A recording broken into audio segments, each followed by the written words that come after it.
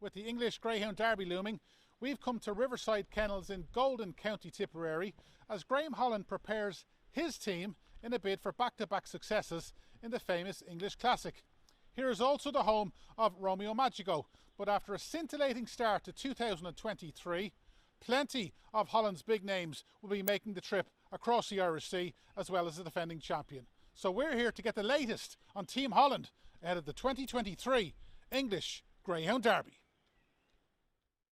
Well, we're here to chat the 2023 English Greyhound Derby with Graham Holland. And Graham, 3 weeks out from this year's Classic, how are preparations going? Very well, to be quite honest. Normally, touch wood, we haven't had no stumbling blocks so far. We went yesterday and we had a great day. We had 2 winners and a very good second. So went the week before, we had 2 winners, and the other 2 dogs ran very well as well. So it's going extremely well, so fingers crossed. Have you an idea of roughly how many dogs you're going to be bringing over? Yeah, I think they're probably at least 6 or 7, I would imagine. Yeah. And 6 or 7 good dogs, by the looks of it. I hope there's 6 or 7 lucky dogs. Yeah. Because you need luck. Massive, yeah. You've obviously done the trip last year, and you've obviously done it over the last couple of days. Leaving here on Saturday to getting back on Monday night. Just tell us exactly what's involved. From an operational point of view, what has to be done to get there, race and come back? Really, massively relying on Nikki. She does all the driving and all the hard work really that way. And she really thrives on it. She loves it, to be honest. And I think she looks forward to it. She'll probably tell me wrong, but I do think she really likes it. Massive thanks to her and Rachel and the whole family sort of muck in, because when you do come to derbies, Irish derbies and big competitions like that, there's a buzz around the place. It sort of gets you up in the morning, and you're looking forward to seeing the dogs, making sure they're all right. So there's a lot of preparation, making sure the vans are ready. Rachel does all that, making sure you've got everything you need in case of emergencies, so a dog is not well and things like that. Making sure the ferries are booked right, travelling well. It's massive that the dogs have travelled very well, like they're well looked after, and Nikki does a fantastic job of it. And obviously in the past and this year, the plan is going to be hopefully to stay with the Firmagers, which will make your life a lot easier. We tend to stay with the Firmagers for the first 2 rounds, because they're generally there's three nights, so, and then there's 2 nights on the second week. So logistically wise, it's not. You'll be sending 1 van over and 1 van back, and it just means too many people. You can't employ a person to do what Nikki does. It's experience what she does, and she's very good at it, making sure the dogs are rehydrated, they're well fed, well let out, and comfortable. It's obviously a home game for the English trainers, for the likes and whoever else travels over. Is it much of a disadvantage? Do you think you maybe need to stay on site to have a better chance of winning a derby? Look, if we thought that, we could probably stay at Firmagers. Yeah. But the dogs like their home environment. It's a massive thing to take them out of your kennels and go to somebody else's kennels. And it's very nice of them to put you up, so you have to work with their routine, how they do their dogs. And sometimes they're busy kennels, so they're going off racing and things like that, so your dogs are then upset. But Firmagers, they don't go racing, so it's good that way. But they still like to get back in their own bed at night, basically, their own environment. And we've got our own gallops, we've got the facilities. If you thought a dog needed a hand slip around the track or something like that, we can probably do that, where you probably couldn't do it in England. So we found the last couple of years it's more beneficial for us to do a lot of homework early on by going to the trial stakes. We used to do a lot of trials, but we found that we do the trials and then they come out in the first race and miss a break or whatever. So I thought, well, we just want to put them in races and run in the trial stakes and have a chance of the 200. If they mess up and don't really get into the race, then maybe give them a trial. And then if you have to go back for a race, so we tend to start early and then maybe try and give them 10 days off or 2 weeks off before the competition starts. Yeah. Let's talk about Towcester. You've obviously tested out the new traps. What was your initial impression? Yeah, I went over with Nikki this week, and very impressed with the new traps. A little bit narrow, if you know what I mean. The dogs are coming out on top of one another, but they're obviously opening more consistent, a lot faster, and it showed in the trial stakes or yesterday. And for it, the track is running a bit quicker. I know Swords Rex actually broke a track record, but I do think it'll probably be broke again. Not necessarily by us, but by other dogs. And I hope it's one of ours, don't get me wrong. But they're open more consistent, and it's taken at least 20 spots off the old times, if you see what I mean, recent times anyway. And I do think I was quite impressed with the way they watered the track. They're watering the track with hoses, fireman's hoses, a lot of water going on there early on. And then they're topping it up with small water bowsers, which is good. And, that you don't tend to get a lot of lameness at Towcester because the bends are so big. It's an unusual track. It is that the straights aren't very long, but the bends are big. So dogs aren't picking up sort of wrist injuries and things like that, and they're staying sounder longer. But it's if you don't dictate to the third bend, it's very hard to get back at dogs. Look, I think if they run it consistently, like they have been in the couple of trial stakes, I think it's going to be a good derby. And having won it last year and going over under maybe a little less pressure this time round? Yeah, look, you're 100% right, really. Yeah, it's one you've always dreamed of winning. Obviously, we come from England, if you know what I mean, and we're very proud to represent Ireland. Don't get me wrong, but it's when you start training, you always want to win a derby, and thankfully, I've been very lucky to win the derby. But I think it's what was really good about last year's derby. We won it as a family. It's not just Graham Holland; it's Team Holland. Right, well, we're here with the defending champion, Romeo Magico, fresh from another visit to Towcester. And Graham Holland, he looks $1 million. And look, he's always been a dog that's kept himself very right, very fit, and been a pleasure to train, and as Timmy would say, very good at all. He ran a massive race yesterday. He totally missed the break, not used to the new boxes. Whatever reason, he missed it. That's probably, maybe his trapping would let him down a little bit now and again. But he ran such a good race from behind. He runs the bend so well at Towcester, especially the first two. He had no chance going into the first bend, and he ended up being second, being the length. So really, really pleased with him. He showed yesterday what he showed during a lot of last year's derby, the track craft around Towcester, which he and a lot of other dogs are going to need. Yeah, you need track craft anywhere to a certain extent, but yeah, he does seem to run the track really, really well, and he's a very strong dog. And it's a long run to the pickup. It's a 700-yard run to the pickup, and he seems to take it all in his stride. As you can see, he was only back this morning, and he's a good form. Now, looking at his runs this year compared to last year, arguably he's in better form this year than he was maybe 12 months ago. He's got that really good 29.54 run in the quarterfinals of the Easter Cup.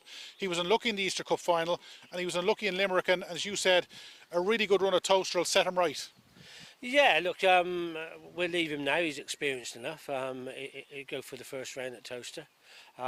He's got the experience. He knows Towcester very well. Just wanting to have a look at the boxes. We'll rather look for the first round and see how we get on. And there hasn't been a dog to win back-to-back English derbies since the famous Westmeath Hawk.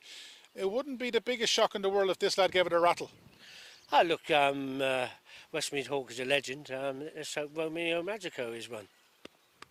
Well, 24 hours after breaking the track record at Towcester, we're here with Swords Rex and Graham Holland. He looks as right as rain.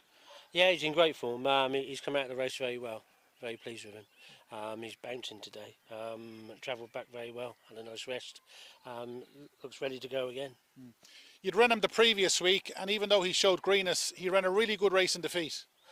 Massively. It's all about giving him a look round, showing him what the track's like, basically, and like he didn't brake and ran off out the second bend, but you could see the gears there. Towcester is where it's a little bit short on the back straight. It's very hard to get past dogs, and then it's a long bend before you hit the last bend, and you have to sort of mark time. So no, really pleased with him. The Swords Wreck story started in Clonmella in the rural or the rural and raced. Tell us a bit about them going into it. Did you think he was the real deal? Yeah, he obviously it's our local track, so he's very well schooled around there. He had the early pace to put himself in the competition, and he broke the 28 seconds round there during the competition, and obviously we knew he had a nice dog. Then he went on to Limerick for the Kirby, and he got it right where it mattered. Yeah, look, he was still learning a little bit at Limerick, but when he drawed one in the final, it really helped us, if you know what I mean. There was a lot of good dogs in the final, so as long as he come away and made the bend up the inside, he was always going to give him a good chance. Yeah. Then he got to a Produce Stakes final, and somehow he finished third in the Laurels final. Yeah, look, the Laurels are out of trap 6. It's a difficult track, but anyway, to finish third, he done massively well, and we had Galloping Sydney in the race, and they didn't help each other at the first bend, so no, it was very good. That was 2022. A lot of us expected of him heading into this year, and he turned up in Shelburne early March and broke the 28-second barrier, and that's when a lot of people started to think this lad, or maybe know that this lad was the real deal. I think a lot of people already knew he was a very good dog. You don't break 28 seconds around Clonmel and win the Colin Kirby the way he did to not be something special. So pressure probably on me to keep on producing him a little bit, but no, fair play to the dog. He's done us very proud. You produced him then for the Easter Cup. He got to the final, and he didn't let you down, and you were a relieved man that night. Yeah, very much so. We had 4 dogs in the race, so it was a lot of pressure to try and get all 4 dogs to run well and not get in each other's way. But trap draw, he again does win finals. I'm not saying he wouldn't have won it any other trap, but it seemed key to the race. We had 3 other dogs in the race, and I'm sure they'd have done very well if they were drawn trap 1 as well. You know, so no, it's I said earlier, I think if it's not meant for you, it won't pass you by. He's won an Easter Cup, 2 good runs at Towcester. Is he where you want him to be right now? Look, yeah, you've got to say he's probably ahead of the game a little bit, but he'll get a couple of weeks off now before it, and hopefully we'll get lucky in the first round and qualify and work from there. Yeah, and you have a strong team, as you said, going over. He has to be to the forefront of that. Yeah, well, after yesterday, after breaking the track record, you've got to put him up there with the best of them, but hopefully, look, there's a lot of luck involved. You've got to be the luckiest of them. I don't know about the best of them sometimes. Well, we're here with the second of the Holland winners at Towcester on that Sunday session, Clona Duke, and Graham Holland. First look at Towcester, and this lad managed to do pretty much everything right. Yeah, look, didn't break that well, but it sort of helped him. The 1 dog was a non-runner. The 6 has got a lot of early pace, and he paced up well enough and nipped up the inside of the 6, and he stays well. So, no, really pleased. I suppose a lot of people got to see him properly for the first time during the Racing Post Greyhound TV Juvenile Derby. He won the final, and even though he was a big price, you didn't seem that overly surprised on the night. Yeah, we always knew he's quite a good dog, and if you looked at how he's running through the semi-finals and the heats and one thing and another, he was running massive races just to qualify. So when he's drawn the middle, and I think a couple of the fancy dogs was probably drawn wrong, I thought, you know, if he breaks half decent, they won't catch this fella if he leads round, and he did. And his luck would have it, and he went on and ran well and proved how good he was. He was a bit. It's nice going into the final a little bit under the radar as well, you know. Yeah, he obviously won that. Then he rocked up the Winter Festival, and he took on some of the same dogs he'd beaten in the final, and he showed it was no fluke. Yeah, well, he didn't do it right, and he had to do it the hard way. And look, he probably wasn't 100% right at the time, and he still ran very well, so I was well pleased with him. No doubt he had huge expectations then heading into this year, and he done a lot right in the Kirby heading into, I think, the quarterfinals when things just didn't go his way. Yeah, look, he equalled the track record, probably a bit too soon, and put a lot into the race. Then totally missed a break in the next race. Was a little bit disappointed that he got picked up from a dog behind. He was third, you know what I mean, and you're thinking, well, we're qualified. But look, I can't run for him, can I? You know. Not long after that, he decided to go to Waterford for the Select Stakes, and he managed to pick up that big prize. Yeah, look, he was invited into the Select Stakes for the semi-final, and he trialled around there really well. So we took a chance, and he grabbed it with both hands in the final. So very pleased with him. So he's had a look around Towcester. We obviously chatted about Rex. Are you happy where you are with him? Does he need another look? Temperament-wise, what kind of a dog is he? Look, he's been sort of in full training for a bit now, so a couple of weeks off now before the Derby will suit him down to the ground, and I think he'd take it very well. And did he take the travelling over and all? Yeah, like you would have hoped. Took it in the stride, you know. Like he's that type of dog. Yeah, and he's got age on his side. Yeah. I think he'd go very well. Yeah. Right, well, we're going to finish off the Graham Holland Derby contenders as the rain comes here in Golden with Jacktavern Bella. Graham, obviously she made the trip just over a week ago, and she managed to run pretty well at Towcester. Yeah, she's more of a stayer, more of a 750-yard bit. She's done very well this year. The lads owned her, basically very, very sporting. Like there wasn't many 750s. They wanted to give her a chance over, and they fancy a runner in the Derby. And we took her over just on spec, really. We were taking 4 dogs anyway, and all her paperwork were in order, and she ran amazingly. As it turned out, she was sort of contending at the second bend, and you knew from there that she'd be very hard to contain, and she led off the last and just ran away from him. So really excited for her, really. We know how good she is. Obviously, it wasn't long ago she finished second in the Cesar, which a stayer is maybe what you need to get through a lot of the rounds in Towcester. Look, they'll be ready for the final. Stayers, like the 500 there takes nothing out of her. She's bouncing the next day, whereas the 750s, she puts a lot into her racing. She never really knows when she's beaten, you know. And a quick word on what else you might run: Crypto Punk and Romeo Hanzo. Romeo Hanzo done very well in the Clona Duke. I think he's coming on a little bit under the radar. I think he gets a little bit more consistent at the start. He'll really be there at the final. He takes his racing very well. 500 he gets very well. He done 29.19 yesterday off a bit of a poor break, so he will be running the next weekend. He's a very nice dog. Yeah, and Crypto Punk, obviously we know plenty about him. Yeah, Crypto Punk got the final of the Masters last week. Won the consolation of the Derby and the Lowells. A very fast dog. Needs a little bit of luck early on, but I do think he's a dog coming into form. I wouldn't say it's a small team, but it's very much a select team. Is he your best team going for an English Derby assault? Look, every year you probably think it's the best one, but yeah, I probably think it is overall a very good team.